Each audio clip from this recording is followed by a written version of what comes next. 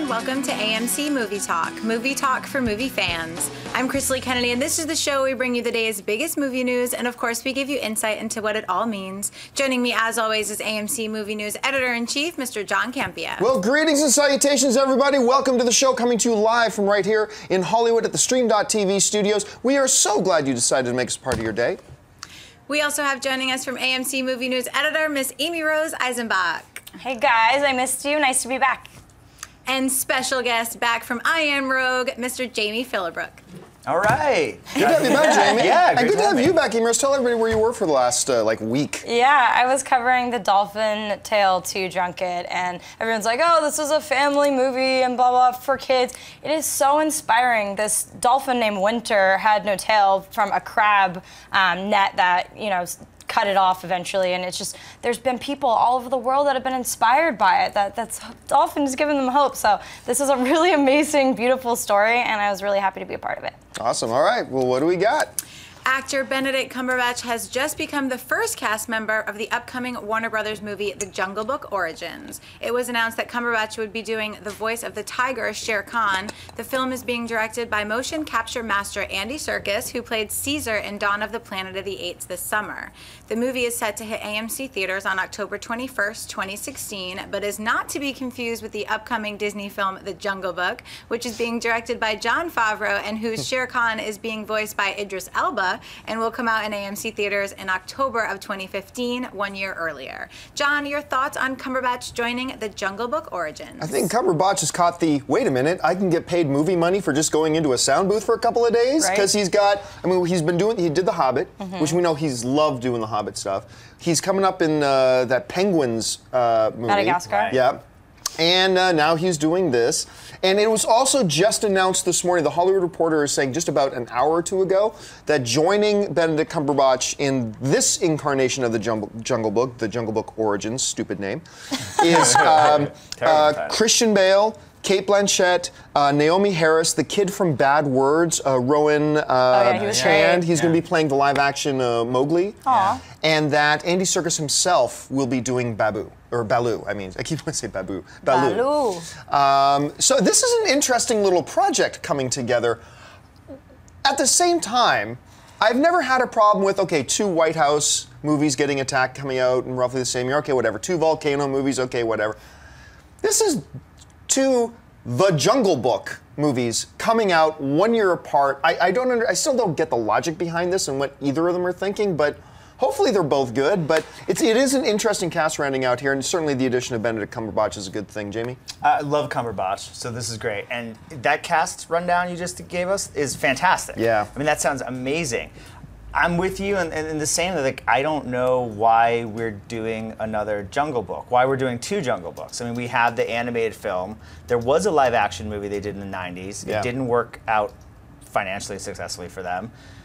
Why are we trying to do it not once but twice? I don't know what's going to be different from Favreau's, from Serkis's. Andy Serkis doing his directorial debut and playing that character. Which I think is the most fascinating thing about either of these films. It sounds great. It sounds great. And then, I obviously get why Disney wants to do live-action versions of their animated classics, so that makes sense. And if Warner Brothers also has the rights to the original book, then I understand the competition. But yeah, I'm with you. It's like, why do 2? And always one never works out. You know what I mean? There's always one popular asteroid movie. There's one Snow White movie. There's not enough room for both usually. So it'll be interesting to see, but that's a fantastic cast. Although I did like the 2 magician movies, The Prestige and The Illusionist. That's a good example of the one time that the 2 competing movies kind of both worked. Yeah. That's one a good example. One kind of crushed the other one, but right. still. But I still thought they were movies. solid films. Yeah. Benedict has a really amazing voice. He does. As Smaug, he was fantastic. A lot of these times with vocal actors, you're just like, why wouldn't you get a more seasoned, trained actor? But with his voice, it's silky. I want him to read me bedtime stories. I love him. Kind of like with Bradley Cooper when he was first cast as Rocket. We're like, that's interesting, but he killed it. So I definitely thought that was great as well. And it is interesting. Most of the time you're right, it doesn't work. When there's these 2 competing titles, one's usually better by a lot, but I do. I love Jon Favreau, all of his work, and Chef is still one of my favorite films of the year. Yeah, really good. So I'm interested with his take, but then Andy Serkis, who's just killing it with motion capture, performance capture, and he's a really good actor as well, so it'll be great. And I want to see how close to the original novel, because that was really dark. This wasn't the animated classic we saw on the screen. Right. It's really dark, so it'll be interesting to see who adopts more in line with that original novel. All right, what's next? It seems like no Pixar film has had a more difficult time getting to the big screen than their upcoming film, The Good Dinosaur. Originally announced in 2011 and set to hit theaters this past May, the film was bumped several times, removed the original director, and now one of the cast members says the film was completely redone.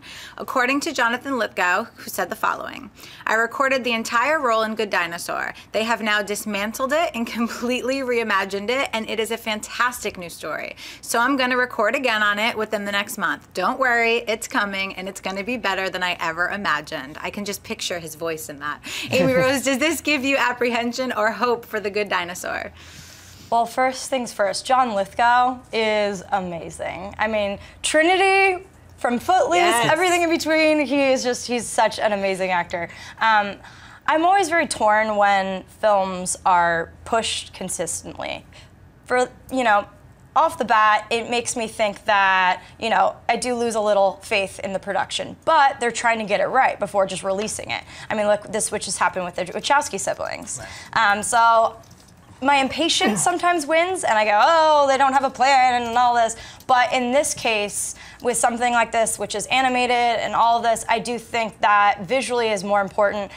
They have an amazing record with these animated films, obviously, the studio, and with John Lithgow's voice, pretty great. So I do think this sounds like there should be more, confidence surrounding this project now. But initially, it's never a good sign to keep pushing, and for people like the Ant-Man effect to just keep leaving production. Never a good sign, but animated's a little different because they have different things that they're relying on, specifically the animation itself, more than even the vocal actors. So I think it's probably going to turn out okay. I think this is great news. Yeah. I think this is great news. I mean, look, I've said for a long time that Pixar is not just the best company in the business of making animated films. I think they're the best movie-making studio, period, when you look at their track record and what they've done. That being said, their last couple of offerings have not exactly crushed it, despite the fact that redheaded archer girl, Brave. Despite the fact that Brave won the Academy Award for Best Animated Film, which it should not have. There's another Disney film that actually should have won it that year. Wreck-It Ralph. One of the best. So Brave was, I believe, subpar for a Pixar film. Cars 2 was subpar. Most of the sequels have Monsters that. University. Monsters University, although I did like Monsters University. I love it. Was it that if it's Pixar, it's going to blow our minds? No, it was a cute animated movie that I enjoyed, but was it Pixar standard? No. And I think John Lasseter and the other guys over there probably at some point sat back and said, we need to change this. And they removed the director off Good Dinosaur. According to Lithgow, they've scrapped everything. This to me is a good sign. This to me is Lasseter and the crew over there saying, we need to get back to this, because we've all seen what they've got coming for us in Inside Out.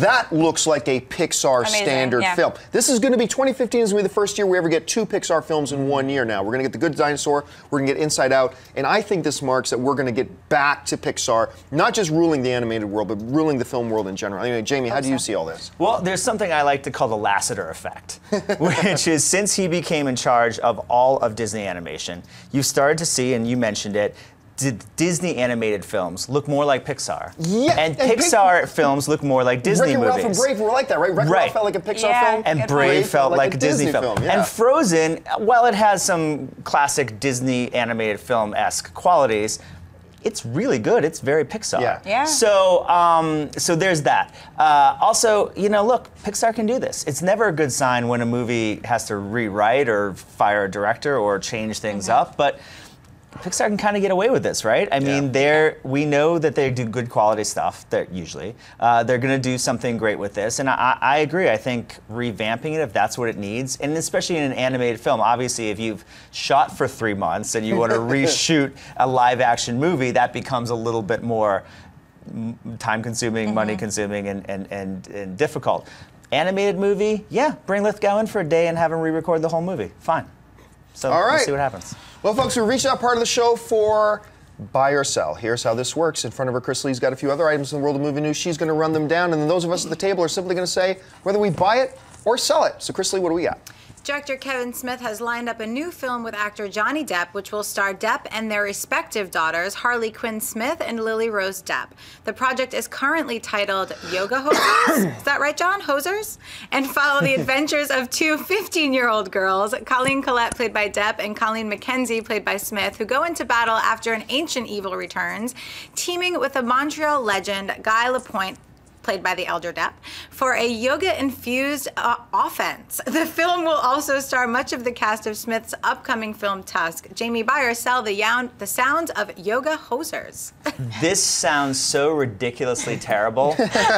Buy it! I'm on board. Smith and Depp's daughters starring in something, and a yoga people fighting an ancient demons. evil. This sounds. And only Smith could do this. Like, with Smith behind the wheel on this one, I'm like, okay, let's see what you got. I haven't liked a Kevin Smith movie since probably Clerks, but, let's see. I'm exaggerating, but let's see what happens, So it's interesting, It'll be interesting to see. I'm interested in what these kids look like. The last time I saw Harley Quinn Smith, she was, he was holding her. She was just a little infant. Wasn't she the little girl in Clerks 2? Remember as they're playing that Smashing Pumpkins 2, 1972? She may have been. That she was the little girl in the window with the ice cream looking out at the guy in the car. That her? I think that was Harley Quinn. I I think it that was. right. Anyway, what do you think? First of all, great name, Smith. Great name for your daughter. I think it also sounds so bizarre that I'm also going to buy it. I think the next two films coming out of Smith, Tusk, and this one are just so oddball that with his signature and his style, it's probably going to work. And Depp, a lot of people have been a little critical about the last few films, and he finally went drama again with Transcendence, and most people didn't like that film. So he definitely has to kind of win his audience back. But facts are facts. He's still one of the best actors out there. And I do think this sounds kind of fun. Nepotism, I know we're not always a fan of that happening, but I do think with these two people behind it with their daughters, it sounds so weird that it could be a lot of fun. I am going to hesitantly buy this. There is this weird quirky factor to this. Yeah. The fact that it's both their daughters with Johnny Depp in it. There's something fun there. The part of his new Canadian trilogy that he's doing. Although I do have to point this out as a Canadian. While we do say while we are all very polite, while we do love our hockey, nobody in Canada says hosers. Nobody actually says that, but that is the stereotype. I gotta tell you, my benefit of the doubt giving for anything that Johnny Depp is involved in, though, is gone. He hasn't impressed me in something in a long time, and I just saw the trailer for that new film of his, Mordecai. Right. Looks, I'm not gonna say bad, pathetic. Aww. Looks pathetically bad. Who knows? Maybe we'll watch the movie and it'll knock us on our asses. It'll be so good. But the trailer's just terrible. So I'm gonna buy it for all that quirkiness stuff, but it's hesitantly. He's always good in bad movies, though. Still. I'm not gonna say always. All Yeah, right. not always. Most of the time. What's next? Some rumors were circulating this week about some possible details of an upcoming new Halloween movie. Although producer Malek Akkad has debunked those rumors as false, he did confirm once again that the studio is moving forward on developing the next installment of the Halloween series. John, buy or sell another Halloween movie? I don't know that I can sell this hard enough. Everything Halloween related has sucked, and even the original. Which I know you're supposed to say the original is awesome. I get in arguments with Jimmy O about this all the time. It is awesome. I rewatched the original Halloween again about 6 or 7 years ago, and I hadn't watched it in like 15 years prior to that. About 6 or 7 years ago, I watched Halloween again. I was all excited to watch it again. I'm like, this is actually really boring. This does not hold up. Like Jaws holds up. Poltergeist holds up. Halloween does not. And those things, like I know some people kind of liked what the Zombie did with the last couple ones. Right. I thought those are terrible. Like I actually almost walked out of the second one, but I hung in there sadly. I just move on from this. Is everything they do with this is terrible. I understand the first one has some fans, some people who are way smarter than me really love and appreciate that film. That's great. But even you have to acknowledge that was a long ass time ago. Move on from Halloween because I'm gonna sell this. Amy Rose. Thank God I'm here, the horror movie fan today. Okay, First things first, Halloween is a classic, John. I wish I had some soap for you to wash that mouth out with. It's such a classic. It has helped define the genre. People still steal it today. They're trying to make another Halloween for that very reason, because they had a formula that worked. They're still making Police Academy movies, too. Come on, John. From the music, Mike Myers is still one of the best characters in all of the horror genre. I'm going to stand by that. He's iconic. But he's iconic and terrifying. Anyway. And I loved him in Austin Powers. He was so good. Oh, are we talking about something else? Oh, I'm sorry. Anyway, back to the topic at hand. I still don't want another Halloween, though, as well. I feel like that it's time to move off. I did think that Rob Zombie did reinvent the franchise with his own unusual stamp on it, and I actually thought they were pretty fun and terrifying in a different way. But the story's been done, and I don't want to see it. No more Jamie Lee Curtis. No more of any of these characters coming back. We already had that with LL Cool J as well. So yeah, I don't want another chapter, but the first one will forever live in history as one of the best. Wasn't Beyonce in a Halloween movie? Probably. Yeah, I think she was. Or someone from Destiny's Child. I'm with you 100%. Sell it. I mean, and then I'm also, let me declare that I'm not a horror fan per se either. But yeah, the Halloween, of all the different horror series, Halloween is the one the least I'm interested in. I mean, I'd be maybe more interested in a Nightmare on Elm Street reboot, another reboot, or whatever, you know what I mean, or something else in that series, or something else in one of the other classic horror series. For me, yeah, Halloween, I just, and you're also in trouble when you've rebooted it and done sequels and done so many different versions. I don't know what another Halloween could be. I don't know what they could do with it at this point. But I do understand from a studio point of view, as we know, you need a franchise. Movies cost so much money to make these days and to market them, just so anyone can even see it, that you need to have a brand name in order to get something going. So I understand, you know, if I had the rights to Halloween, I'd try to make another one too, even though I wouldn't want to watch it. Hey, look, if you make a Halloween film for $5 million, like you go ultra low budget and make it for $5 million, you're going to make money. Oh yeah. I mean, just the name alone carries that kind of business. Oh, you could make it for 10 or 15, and you'll easily make 5 or 10 million after that opening weekend. So yeah. All right, what's next? The horror fans in the chat board are saluting you, Amy Rose. Oh. All right, Universal Pictures has just released the second trailer for the upcoming horror film Ouija. Ouija follows a group of friends who must confront their most terrifying fears when they awake the dark powers of an ancient spirit board. Amy Rose, buy or sell this new trailer? All right, this is where this horror fan gets off. I'm going to sell it. This trailer was not scary at all. We have talked about marketing films forever on the show, and the trailers can be very misleading, but they can also be fantastic for a movie that's really not that good. This trailer wasn't good. So a trailer is supposed to excite you and get you, hooked from the start, and I wasn't at all. I thought it was cheesy, and I played Ouija board growing up, and I love that game, but this just doesn't look like it's really, in reinventing this concept in a clever way. So I'm out for now, but hopefully it's good. Jamie? Sell it. Yeah, I'm not interested in it. I would like to see the Rubik's Cube movie. I think that would be really good. Yeah, I mean, I get it. Again, it goes back to what I was just talking about. There's a brand name here. Ouija board. Everyone around the world knows what a Ouija board is. So I can sell a movie based on this, it's the same as Transformers or any other brand name.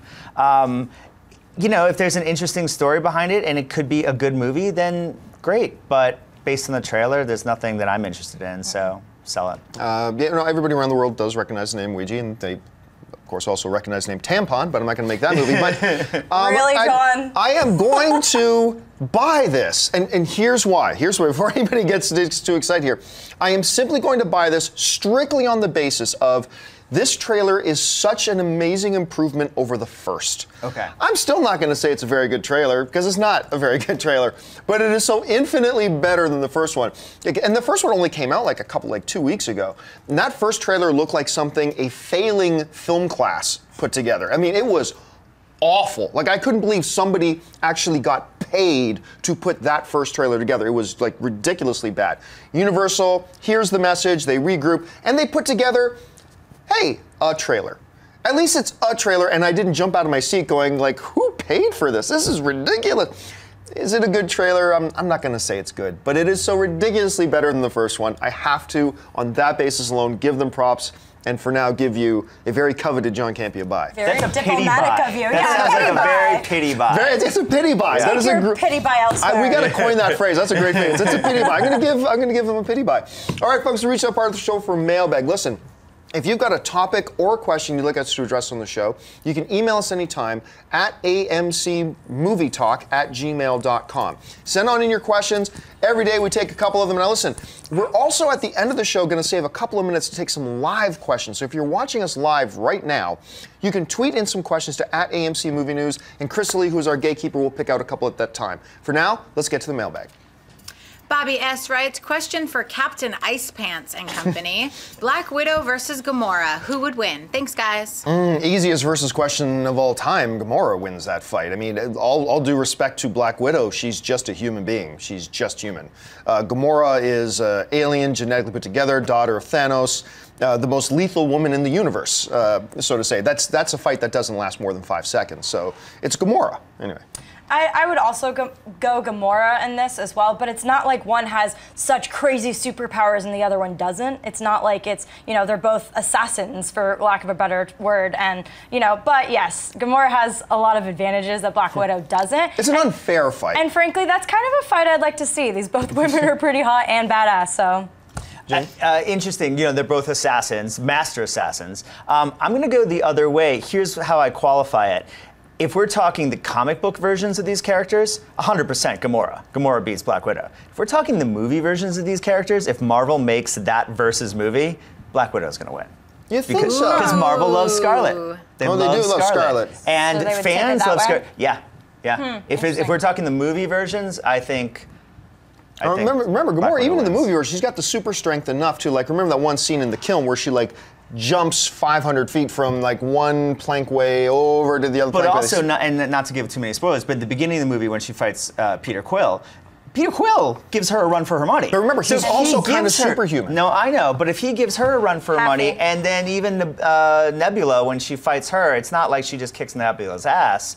So I agree, Gamora is the badass, but I don't think we saw enough of her in this movie as badass to beat a Scarlett Johansson Black Widow. All right, what's next? Joe Barnes writes, hello, AMC. It's great what you guys do. I enjoy every show. My question is, with the rumors of Rambo 5 happening, do you think we will ever see a Rambo prequel, perhaps focusing on Rambo's time in Vietnam with Delmar Barry and Troutman?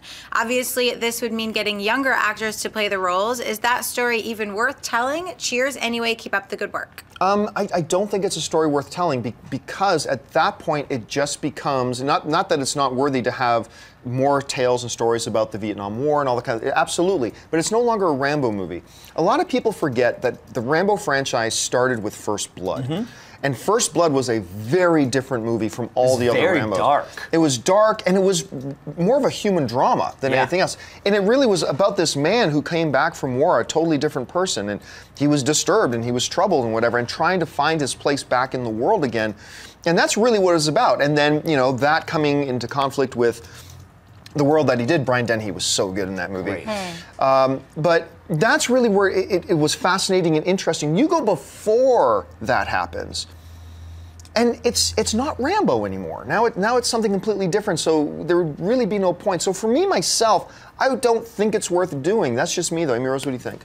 Yeah, I mean, usually I do like origin stories. In this case, I also agree. I don't think it's really necessary. But usually I am a sucker for that. I do like watching where these, these characters, where we know them, where they leave off in the franchise, how it all started, why they are this, fighting machine that we know them. But I can't say I'd really care to see that. I also can't say I'm not excited for a Rambo 5. I just feel like it's just been done, and I just really don't need to see the story continuing. Those films will always be classics, but I don't really need to see it keep going. Jamie? I totally disagree with both of you guys. I think this is a great pitch, this guy who pitched this. I mean, get Stallone on the phone right now.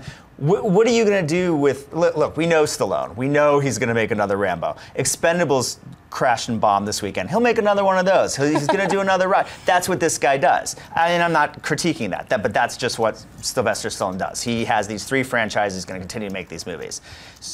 a fifth Rambo, we've already seen old Rambo. An older Rambo? That's not interesting. Old man but this Rambo. prequel, well, old man Rambo. But this prequel idea does sound interesting. And I have to say, I'm not an origin fan. I don't love the origin parts of movies. Whenever I watch Batman Begins, I fast forward the DVD or the Blu-ray right to where Michael Caine picks up. Really?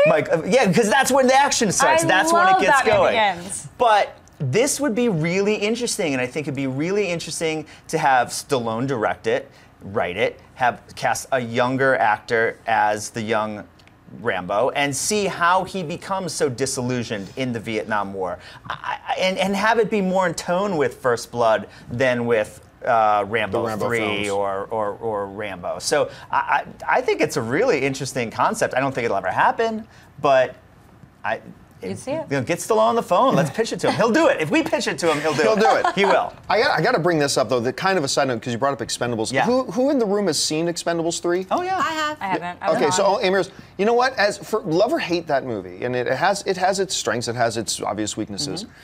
I got to tell you, I watched it again the other day, just because I was with somebody who hadn't seen it yet. They wanted to see it. No problem. Let's go in and watch it. I got to say, that scene in Expendables, I put this on my Facebook the other day. That scene in Expendables 3 in the van when they've got Mel Gibson handcuffed. Oh, yeah. Is this a spoiler, mister? Well, that's as spoiler as it really. gets, as it was right there. I believe you see a glimpse of that in one of the trailers. Yeah. That damn scene is almost Oscar-worthy. That scene when he's talking to what's the Twilight kid's name? Kellen's in there. And he's talking to Kellen Lutz and to Sylvester Stallone.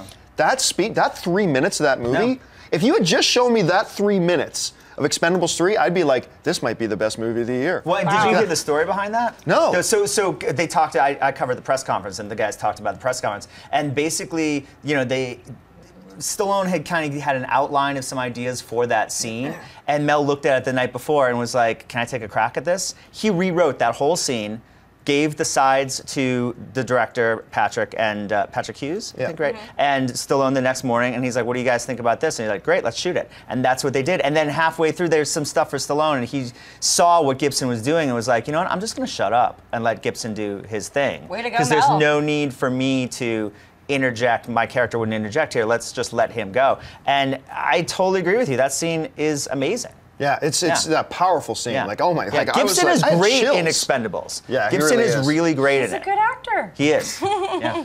All right, folks. Well, I said we would leave some time for your live Twitter questions. We're going to do this shot. We got a couple of minutes here, so maybe we can get a couple in under the wire. But it's all up to Crystal Lee. So, Crystal Lee, what have you picked out today? All right, Jamie Garcia says, hey guys, how likely is The Raid 2 to get a Best Foreign Language Film nomination at next year's Oscars? Thanks. None. Yeah, it's not going to happen. None. It should. It should. happen. It was a phenomenal movie. It's a magnificent film. But the super strength of Raid 2, and seriously, if you have not watched it, you need to find a way to watch it. It's awesome. incredibly enjoyable. But isn't in the rich narrative of the Raid. And usually for an Oscar, and I agree with this, for an Oscar to really consider a film one of the best pictures of the year in its particular category, you can't just be great visual effects, great action. You got to start with a great story. Yeah. And I kind of agree with that. And the story of the Raid is good, it's decent, it's good. But it's what they built around that it makes it so incredibly fun. So I don't think it has a chance at it, and I wouldn't begrudge them for not giving it a nomination. It doesn't. I totally agree with you. I would love to see it get nominated, but it's not going to happen. I agree, because the foreign language films that are nominated in that category have all other elements, and that was like visually and action heavy and all these other great things. But you're right, in the plot department, it wasn't as strong as some of the other contenders, probably. All right, what's next? Super Andrew says, do you think that with the success of fantasy series / movies like Guardians of the Galaxy, there is a chance to finally see a proper Aragon reboot? Man, this question comes up all the time. That was a movie that could have been good. They plan to do that in franchise. You just have to watch the final scene of the movie with John Malkovich saying, "Here's my dragon," and you know they're planning for a sequel. But it was just so bad and it bombed so hard. I don't think they're going to take a shot at it again. I honestly, and now we're also in an age when the books aren't nearly as popular as they used to be. So I don't. Would I be okay with it if they did? I'd be fascinated. But I don't think they're going to do it. I don't think they're going to do it either. And you're right, the door was left open, but I don't think we need it either. I was pretty disappointed by that. So yeah. Jamie, any other Yeah, thoughts? I mean, that was going to be Fox's Harry Potter. I mean, they bought the rights to those books, and they absolutely were going to do 2 or 3. I was actually working at Fox at the time, and I remember that was the plan. Yeah, I know. I mean, does Fox still own the rights to it, or does someone else have it now? I don't know. That's I don't a know great where question. it is. I don't think Fox. Let's put it this way: Fox isn't going to do a remake. Yeah. Fox is done with it. Yeah. So if someone else picked up the rights, if a smaller company like a Lionsgate did, and they thought they found the right director and the right take on it and could redo it, great. But I agree with you. The books aren't even in the pop culture zeitgeist like it once was. So I don't think you're going to. You said that question gets asked a lot. I mean, are there a lot of rabid fans for Aragon? I don't think there are a lot of rabid fans for Aragon, but they're the people who know those books and read them in the day. They have a loyal following, and a following that felt hurt by how bad that movie was, and they would love to see it redeemed. I just don't think anybody's Well, if they want, chance keep twittering it and keep putting it on, do a petition online or something, and maybe it'll get to happen. All right, let's take 2 more quick. Nicholas Sergi says, I heard there was going to be a reboot of Short Circuit with Johnny Five. Any updates? None. You're right. That was announced. They said they were going to put everything back in motion, but I believe I heard that initially like 2.5 or 3 years ago. Yeah, I haven't heard anything. Since then, nothing, but I also haven't heard it's been taken off the books. So as far as I know, they are still planning at some mysterious date in the future to try to get a Short Circuit redone. This is a story and a plot line that you can do today, and it would still completely fit. So I'm all for it, but no updates. Have you guys heard anything different? I've heard nothing. Nothing, except the initial, what you had heard, so. All right, last question of the day. Jose Vela says, hey guys, love the show. Whatever happened to the Girl with the Dragon Tattoo sequels with Daniel Craig? Yes. A lot of drama, actually. One of the primary things going on was that the studio wanted to, was it Sony that was behind it? Sony, yeah. Sony was all ready. They wanted to do the second one, but they wanted to renegotiate Daniel Craig's salary and Rooney Mara's salary. Because it didn't make as much money as they were hoping, and they wanted to make sure they kept their profit margins safe, which is understandable. And they went, if I understand it right, they wanted to reduce what they were going to pay Daniel Craig, and Daniel Craig said, no, I agree to a certain amount, and that's what you're going to pay me if I do this movie. He's completely within his right to do that.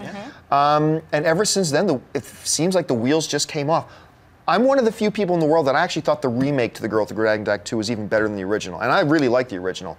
I loved the new incarnation of it. I was dying to see a new one. I loved Rooney Mara was a revelation in that one. Incredible. And I wanted to see more. I didn't really like her in that Channing Tatum movie they did together, but whatever. Side effects. I wanted to see it, but I think it's done. I think that ship has sailed. Have you guys heard anything different? I don't know if it's done. So it's interesting. I'm going to be the second person in that boat with you. Really? I loved the remake. I absolutely, it was one of my favorite movies that year. I thought it was Daniel Craig's best performance aside from James Bond. I thought he was really incredible in this, and I loved Rooney Mara.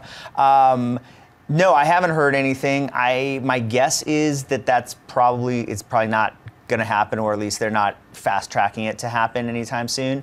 But we talk a lot about Sony and the fact that they need to get franchises going. That's why they're desperately trying to hold on to something with Spider-Man. They were trying to expand Spider-Man. They're desperately trying to get a Ghostbusters 3 made when no one, even the original people in the film, wanted to see that happen, because they need franchises. So I'm really surprised that here's a movie that, it didn't do financially as well as they wanted to at the box office, Dragon Tattoo, the remake when it was released, but as far as critical and Oscar nominations, it did enough to where you could do a sequel, and I'm surprised that they're not really pushing it to happen, and I don't think they are. The last I heard, Rooney Mara was signed on, and Daniel Craig, they couldn't reach an agreement and was not. So they were going to try to move forward without him, which you can't really do. But that, granted, was a long, long time ago. I'm still in the Swedish versions were better camp, but Fincher is super stylistic, and the tone was really dark and cool, and their chemistry between Craig and Mara was fantastic. So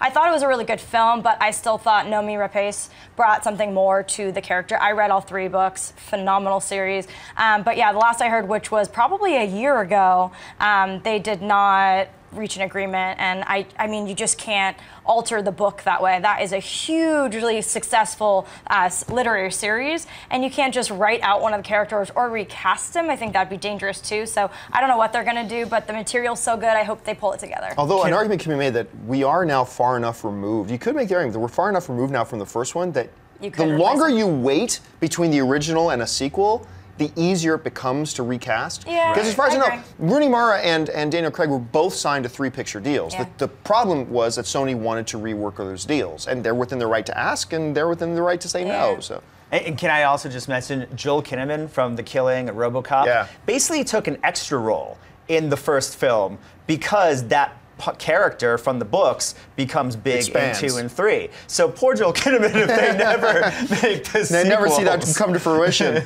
All right, folks, so we've reached the end of our time today. Thank you so much for joining us. Listen, don't forget, lots of great films playing at AMC Theaters right now. Head on over to www.amctheaters.com for your theater, showtime, and your movie ticket information. If you want an audio-only version of this episode, check in the description of this video for our podcast feed. And don't forget to click the thumbs up button, subscribe to our YouTube channel. We're almost at 200,000, actually, which is pretty cool. I want to thank the people sitting at this table with me. First of all, our senior editor of movie news, of course, Ms. Amy Rose Eisenbach. Amy Rose, where can people find you online? On Twitter and Instagram at Amy Rosie. Thanks. Our very special guest, Mr. Jamie Philbrick. Jamie, where can people find you? Check out I Am Rogue, www.iamrogue.com. Also Twitter handle at I Am Rogue, and you can check me out, Jamie Philbrick, on Facebook. And of course, our lovely host today, Miss Chrisley Kennedy. Chrisley, where can people find you? You guys can find me everywhere on social media at Chrisley. And you can find me on the various social media channels just at John Campia. Thank you, everybody, for sending me the Get Well notes for my man parts. That was really kind of you. And don't forget, continue to donate to ALS Research. So my name's John Campia for AMC Movie Talk, and until next time, bye-bye.